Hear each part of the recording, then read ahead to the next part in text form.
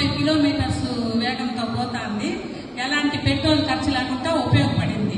తర్వాత వాడికి ఇద్దరిద్దరు చేర్పించాలి కాబట్టి నేను మోటివేషన్ చేసినాను.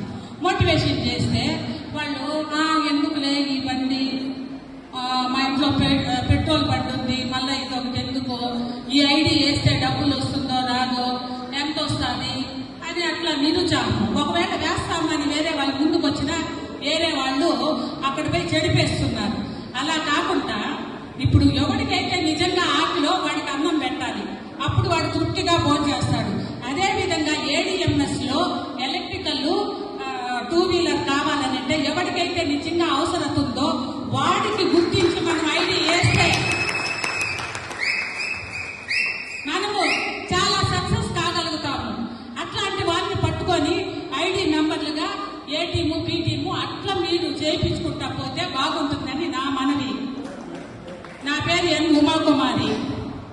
నేను వచ్చి ఎంప్లాయీ డామినేట్ పిఎస్సిలో సూపర్వైజర్గా పనిచేస్తున్నాను, ప్రైమరీ హెల్త్ సెంటర్.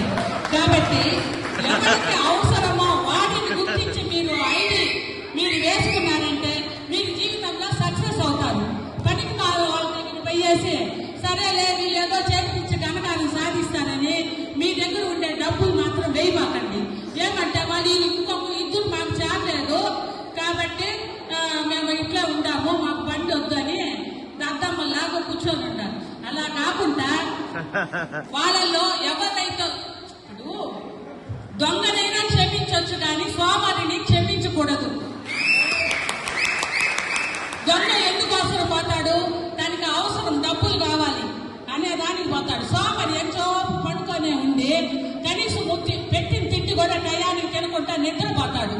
అలాంటి వాడి దగ్గర అలక్ష్మి చేరుతుంది. ఎవడైతే యాక్టివ్ గా ఉంటాడో వాడి దగ్గర లక్ష్మి చేరుతుంది. కాబట్టి నా మనవి ఏమంటే ఎవరికి ఈ బండి యొక్క అవసరత, ఎవరన్నా పాపము ఎవరికి నిజంగా బండి కావాలనో మీరు మొత్తము 1,33,000 పెట్టాల్సిన పని లేదు.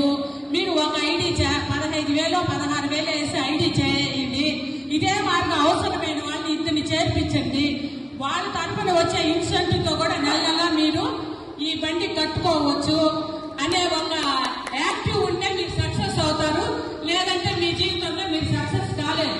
నేను చెప్పేది నిజం, సరేనా? మీరు తప్పుగా అనుకోవద్దండి. ఎవరికైతే ఆ బండి యొక్క అవసరమో ఉంటుందో అటువంటి ఐడినే చేర్పించాలి. ఆకలి ఉండేవాడికి అన్నం పెట్టాలి, వాడికి అప్పుడు ఆ భోజనం విలువ తెలుస్తుంది. ఆకలి లేని వాడికి అన్నం పెట్టకూడదు. దీని యొక్క అవసరత లేని వాడికి మనం ప్రమోట్ చేసి మన దగ్గర డబ్బులు కూడా ఇవ్వకూడదు.